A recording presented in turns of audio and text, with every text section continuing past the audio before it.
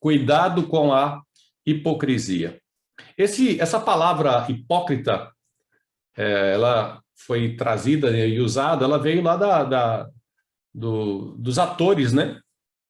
Nas peças gregas antigas, e eles usavam máscaras durante as apresentações, né?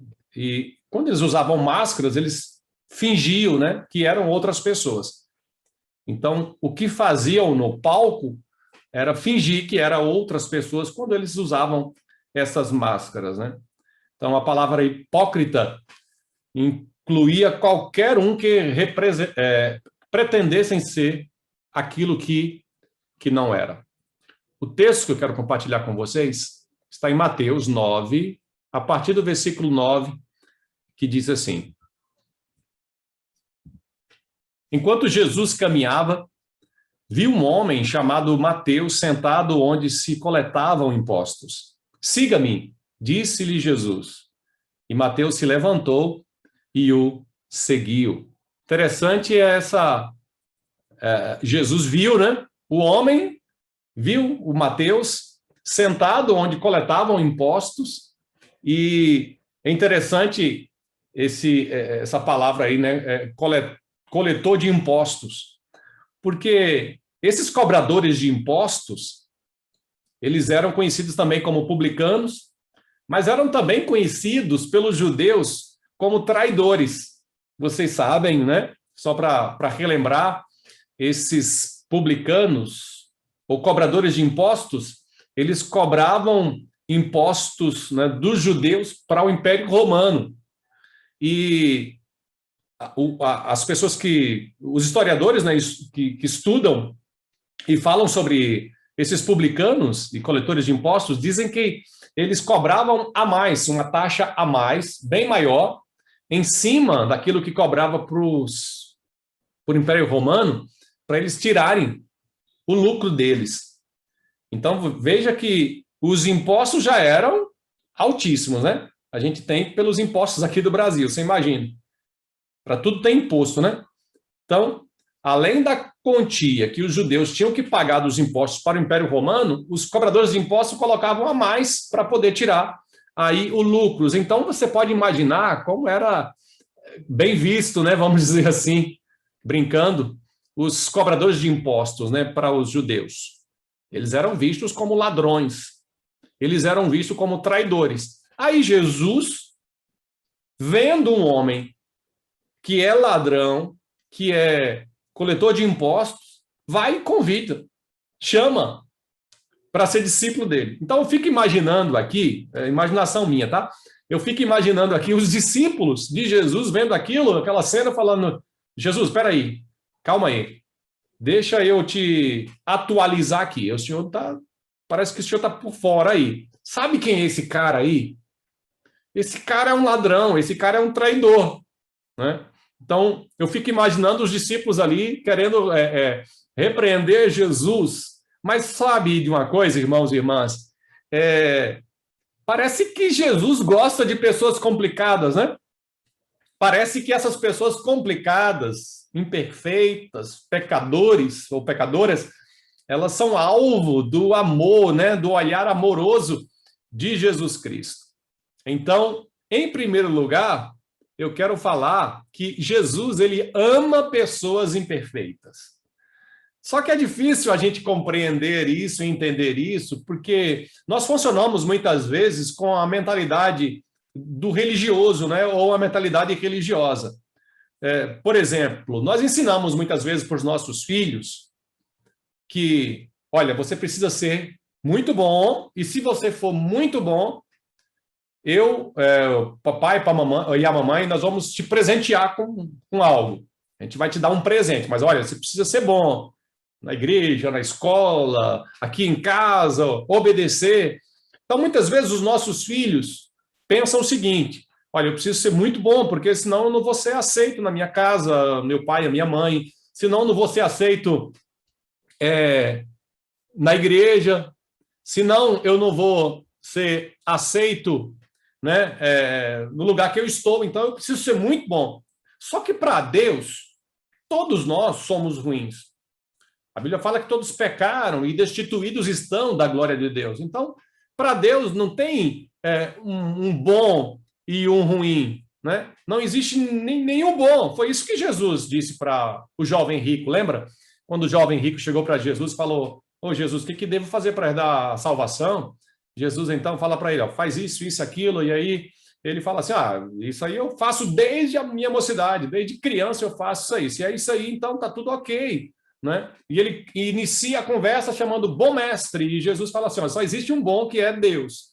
Então, Jesus mesmo disse: ó, não tem nenhum bom, e a própria palavra do Senhor diz que todos nós estávamos condenados, né? Os fariseus, eles se achavam bons demais. Lembra do fariseu e o publicano lá da oração? E aí o fariseu fala assim: eu não sou igual a esse aí, né? Esse aí é pecador, eu não sou esse pecador aí, né? E Jesus aceita a oração ali do pecador, do publicano, mas não aceita a oração do fariseu. Então, Jesus ama pessoas imperfeitas, pessoas complicadas. Então, todos nós somos ruins. Qual a diferença, então? A diferença é que tem gente ruim, arrependida, e gente ruim, não arrependida. Porque veja o que Jesus diz, versículo 10. Mais tarde, na casa de Mateus, Jesus e os seus discípulos estavam à mesa, acompanhados de um grande número de cobradores de impostos e pecadores. Então, Jesus está acompanhado aqui, para piorar a situação, da nata da corrupção. Parece que Jesus, né, e o Mateus lá, disseram assim: olha, pode chamar aí a lista, pegou a lista da Lava Jato, né, e falou assim: ó, pode convidar todo mundo. E o Mateus, ele ficou tão impactado com aquilo, ele ficou tão impactado com tanto amor, né, porque os judeus odiavam os cobradores de impostos, os publicanos. E agora o Mateus, ele sente tanto amor de Jesus, e para impactar mais ainda com esse amor, Jesus fala que vai na casa dele, que vai comer com eles. Então, ele fica assim, ele fica tão vislumbrado com aquilo, que ele fala: peraí, eu não vou fazer isso sozinho para mim, não, eu vou chamar a minha galera, né? E ele chama quem? Um grande número. Ninguém sabe, né? Quando a Bíblia fala que é grande número, é porque é muita gente mesmo, né? Talvez a casa ali estava todo... E as casas eram grandes naquela época. E ele era rico, né? Tinha dinheiro. Então era provavelmente uma casa muito grande, estava lotada, cheia. Agora, cheia de quê? Acompanhados de um grande número de cobradores de impostos, ou seja, traidores, ladrões, né? E pecadores. Esse pecadores aí a gente pode colocar aí que tinha todo tipo de gente. Quem sabe prostitutas, né? Assassinos, ladrões, tinham cheio de traidores, né? Cobradores de impostos, mas também pecadores. É isso que a Bíblia relata. Mas olha, gente, como eu falei, Jesus ama, né, pessoas complicadas. E gente complicada é alvo do amor de Jesus. É alvo do amor do Senhor. E ali, esse grande número aí de pecadores, de ladrões, eles, como eu falei, talvez eles nunca tinham sido amados. E agora eles estão recebendo esse amor de Jesus. Então, é gente que foi rejeitada, que agora está sendo aceita por Jesus. É gente que era esquecida da galera ali, né, do pessoal dos judeus, vista de maus olhos, né, com maus olhos. E Jesus olha e conversa. E mais, convida para ser o quê? Para ser discípulo dele. Não é nem para se converter, ouvir a palavra, é para ser um discípulo. Eu não sei você, mas será se fôssemos nós, que fôssemos escolher os 12 discípulos, será se a gente escolheria? Eu não sei você, mas eu teria outro critério. Talvez como os discípulos também, porque o meu coração é assim ruim mesmo, como os discípulos, né? Imperfeito, pecador, e eu talvez fazia uma lista, né? Um concurso para ver quem era a pessoa melhor. Quem tivesse, vamos dizer assim, menos pecado. Mas Jesus não, Jesus, ele gosta de desafio e ama pessoas imperfeitas. Então, muitas vezes tem gente que diz assim: mas pastor, na igreja só tem gente ruim. Só tem gente imperfeitas, né, na igreja. E eu me lembro, né, de uma história de um seminarista, se eu não me engano, foi no seminário Palavra da Vida que eu vi essa história, e conta que um seminarista foi ao banheiro do seminário. E quando chegou ao banheiro, gente, sabe aquele mau cheiro, parecendo que tem um cadáver, né? Parecendo que morreu alguém. E aí o seminarista, né? O seminarista falou assim, nossa, vou trazer um caixão aqui para dentro, né? E aí, então, o reitor do seminário, Dr. Carlos Oswaldo, né, que já faleceu, infelizmente faleceu, muito famoso, ele abriu a portinha, né, do banheiro, porque ele era responsável por aquilo, né? E aí ele abriu a portinha do banheiro, olhou para o seminarista e falou assim, eu estou no lugar errado? Eu estou no lugar errado? Porque, gente, banheiro é lugar para isso, né? Então, desculpa aí, tá quase meio-dia, né? O exemplo infeliz, mas você vai saber aonde eu quero chegar. Mais uma história também que eu me lembrei de um líder da missão mundial, missão batista, né? Da missão mundial, que foi naquela época lá para onde aconteceu na Indonésia o tsunami, né? E aí ele foi nessa época para essas missões, né? Ele era líder da missão mundial. E quando chegou lá, tinha um monte de corpos, né? Um em cima do outro. E aí aquele mau cheiro que embrulhava o estômago. E ele então chega para Deus e fala: Deus, chega, eu vou embora, não dá não. E aí então ele meio que ouviu uma voz de Deus dentro dele, no seu coração. E a voz de Deus diz assim, Jesus dizendo para ele, né? Você não consegue suportar um dia o que eu suporto todos os dias. E é isso mesmo. Deus conhece, né, a nossa podridão. Deus conhece os nossos pecados, os mais ocultos pecados que muitas vezes nós não revelamos por conta da vergonha, do medo. Jesus conhece as nossas fraquezas, as nossas imperfeições, né? O nosso mau cheiro, Jesus conhece. E então, na verdade, não tem ninguém melhor do que o outro. Todos nós somos pecadores. Ninguém é melhor do que ninguém. Todos nós cheiramos mal perante Deus. Todos nós estávamos condenados ao inferno. Só que a graça de Deus, ela alcança também todo tipo de pessoa. Porque não há pecado que Deus não possa perdoar.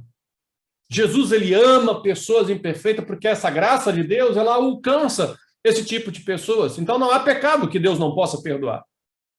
Mas a mesma graça que alcança essas pessoas e que ama essas pessoas, em segundo lugar, ela transforma essas pessoas. Por isso, em segundo lugar, Jesus transforma pessoas imperfeitas.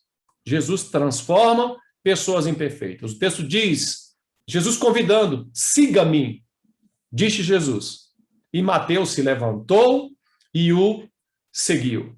Jesus não só ama, como ele chama pessoas imperfeitas para reconstrução. Mateus foi chamado.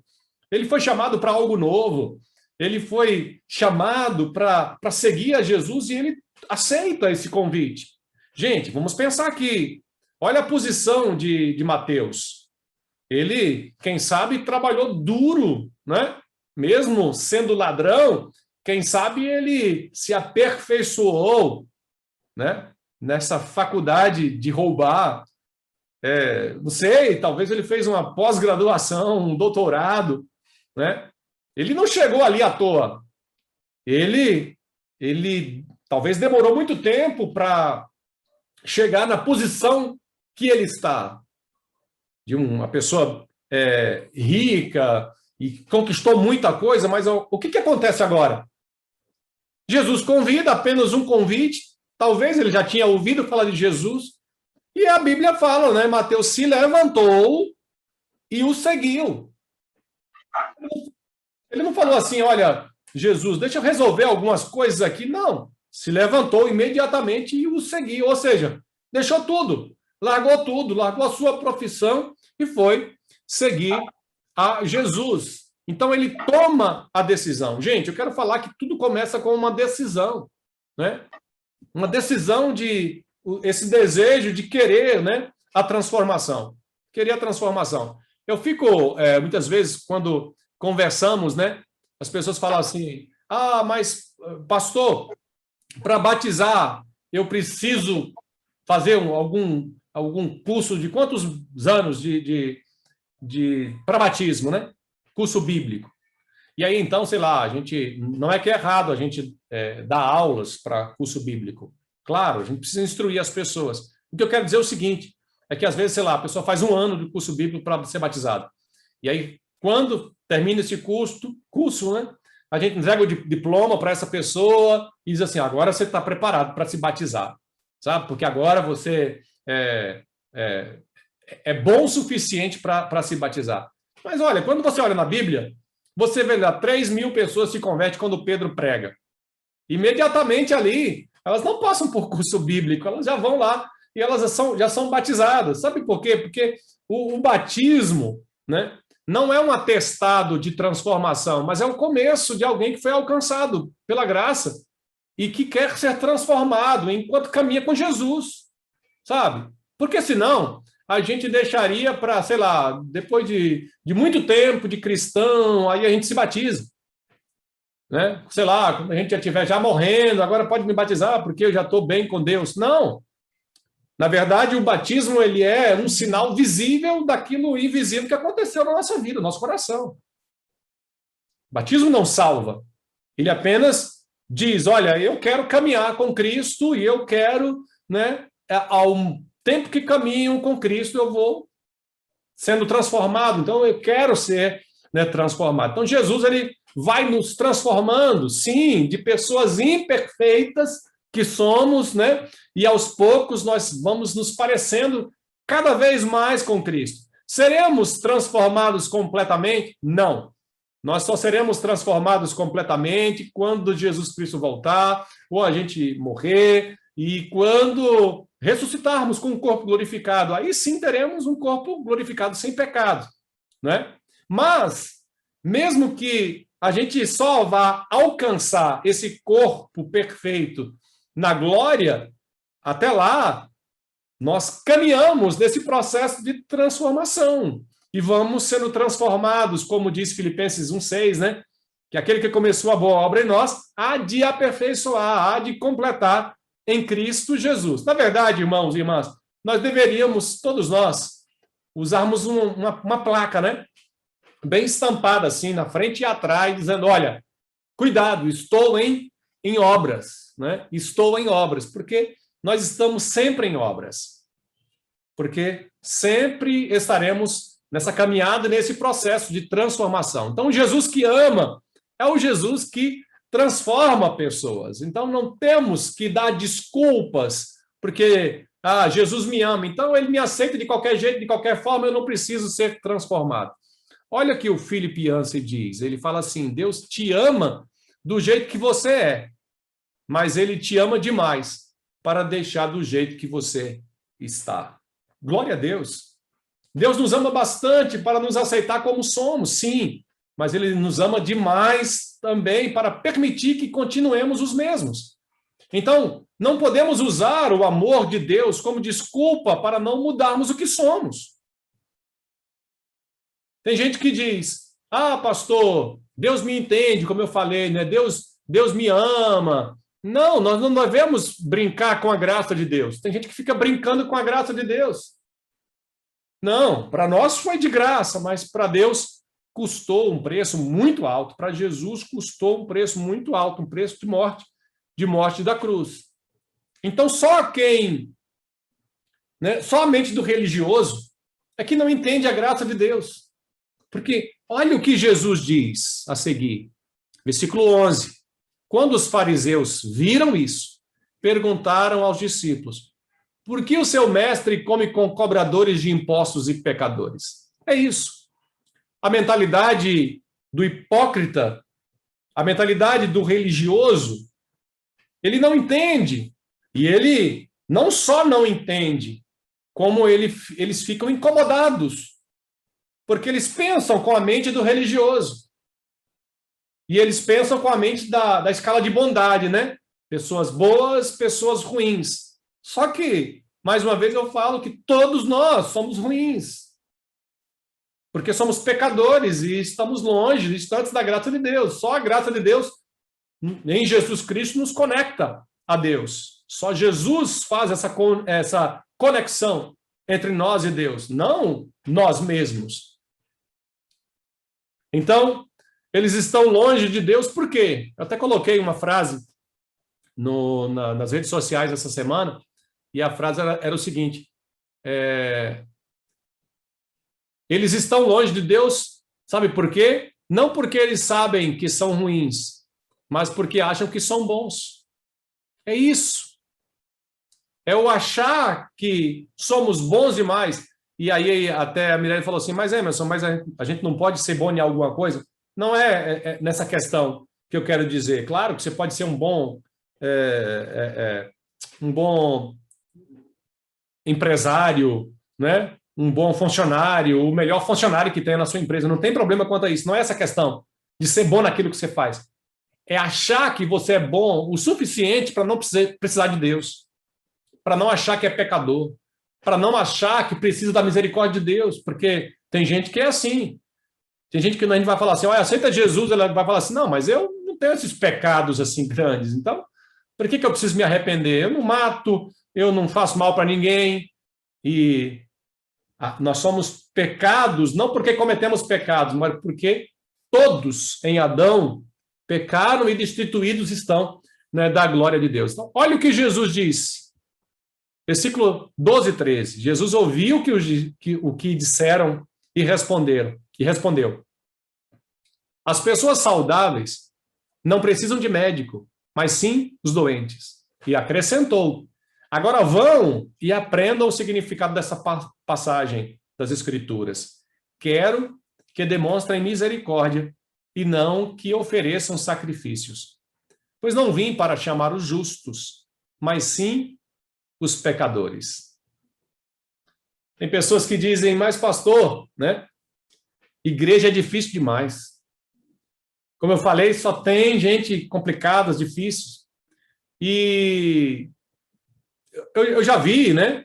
Muitos líderes, inclusive até pastores, desistindo, né, da igreja, desistindo do ministério, porque diz, mas crente é complicado demais. Mas nós somos assim. Nós somos complicados, não é? Nós somos complicados, porque somos gente, somos pessoas, e a igreja é feita de pessoas. A igreja não são quatro paredes, somos nós, e por isso somos pecadores. Por que você acha que a igreja tem tanto problema? E é de agora? Não, desde a época de Jesus já tinha problema. Uma das igrejas que tinha mais problema era a igreja que tinha mais os dons espirituais, que era a igreja de Corinto. Corinto era braba a situação, era complicada. A galera, entende? Na Santa Ceia, a galera não tinha reverência. Entende? Olha lá, pecado em cima de pecado, o povo brigando lá, a galera se degladiando, um querendo comer o outro. E era a igreja que tinha mais dons espirituais, gente. A igreja lá, daquela época, da igreja primitiva. Então, a igreja tem problema e sempre terá problema, porque a igreja é feita de pessoas, como eu e você, pessoas complicadas. Mas essas pessoas complicadas é alvo do amor de Deus e chamadas para a transformação. Então, a igreja, ela é imperfeita, sim, mas ela está no processo de transformação. Então, sim, eu posso dizer que a igreja é um lugar de pessoas complicadas. Então, se a pessoa, né, chega na igreja e você fala assim, nossa, cuidado com aquela pessoa, porque aquela pessoa é isso e aquilo, né? Glória a Deus, então a pessoa está no lugar certo. Está no lugar, né? No lugar certo, como diz lá o reitor, né? Eu estou no lugar errado? Eu estou no lugar errado? Então, a igreja, sim, é o local, é o lugar de pessoas imperfeitas, sim, pecadoras, mas que são amadas por Deus e chamadas para um processo de transformação. Então, eu quero encerrar essa minha mensagem falando sobre o que Jesus disse. Olha o que Jesus disse. Quero que demonstrem misericórdia e não que ofereçam sacrifícios. Jesus aqui, ele cita o profeta Oséias, lá no capítulo 6. E o que Jesus quer dizer aqui? Jesus quer dizer com essa passagem o seguinte, olha, Deus quer amor, não religião. Deus quer amor, não religião. Viver na igreja ou em qualquer outro lugar só é vivido da forma correta e certa quando é vivido e feito em amor. Em amor. Paulo vai dizer isso, né, no capítulo 1, no capítulo 13 de 1 Coríntios, desculpa, quando ele fala sobre o amor, né? E aí ele fala, olha, o que adianta você falar em várias línguas? O que adianta você profetizar? O que adianta você, né, até mesmo dar o seu próprio corpo para ser queimado se não tiver amor? Se não tiver amor, vai ser como um sino que bate e retine sem valer nada. Então, Deus quer amor e não religião. Infelizmente, o que temos percebido nesses tempos, e não só nesse tempo, sempre, é que muitas vezes nós envolvemos muito com a religião e esquecemos de amar as pessoas. Eu quero que demonstrem misericórdia, amor, e não que ofereçam sacrifícios. Claro que Jesus não está contra aqui, dizendo que a gente não deve buscar a Deus e adorar o Senhor e servir ao Senhor com intensidade. Não é isso. É que, se tiver que escolher entre religião e amor, Deus quer amor, e não religião, e não sacrifício de tolos. Esse amor de Deus, né? Ele nos constrange, como constrangeu Mateus, porque somos imperfeitos, e mesmo assim Deus me ama. Sou pecador, e mesmo assim Deus me aceita, e mesmo assim Ele quer me transformar. Gente, é fácil a gente excluir. Qualquer pessoa pode fazer isso, não é verdade? É fácil a gente rejeitar, é fácil a gente criticar, é fácil a gente apontar o dedo, julgar, mandar embora. Difícil é amar, difícil é ajudar, difícil é servir. Olha o que perguntaram para a Madre Teresa de Calcutá, uma mulher que dedicou a vida para cuidar dos leprosos, né, da Igreja Católica. Se a senhora pudesse, o que mudaria na igreja? E ela responde, eu mudaria a mim mesma. Uau! É isso, né? O que precisa mudar na igreja? Sou eu. A começar de mim. Por isso, para refletir e praticar durante a semana como temos feito, primeiro, não existe igreja perfeita, nem pessoas perfeitas. O que nos une não é a perfeição. O que nos une é a graça de Deus. É a graça. Amém? O que nos une é a graça de Deus, porque não tem igreja perfeita. Se você está atrás de igreja perfeita, você não vai encontrar, porque a igreja é feita de pessoas imperfeitas. Mas o que nos une é a graça de Deus. Segundo, não importa quem você é ou qual é a sua história. Jesus ama você e quer transformar a sua vida. Então, não adianta a gente dar desculpas para Deus. Não importa o que eu sou, não importa o que eu era. O Mateus poderia dar muita desculpa. Jesus, você sabe quem eu sou? Você sabe o que eu fiz? Ele poderia dar muitas desculpas, não só como o Mateus, mas também o outro, né, cobrador de imposto, publicano, que o Zaqueu. Eles poderiam dar muitas desculpas, Não, eu não mereço, não, escolhe outro. Eu não, eu sou pecador. O senhor quer me usar como discípulo para eu te seguir? Como assim? Eu não sei nem orar, eu não sei nem não sei de nada, eu sou um traidor. Não importa a nossa história. Importa que Jesus nos ama. Importa que Jesus nos ama tanto que quer nos transformar e pode, tem poder para isso, para nos transformar. E terceiro e último, Deus quer amor, não religião. Então ame a Deus, ame as pessoas, abra o seu coração, se renda a Jesus, viva algo novo, como Mateus começou a viver algo novo. Então não importa a nossa história, Deus tem um plano para a nossa vida, assim como fez com Mateus. Que Deus nos abençoe, em nome de Jesus. Vamos orar?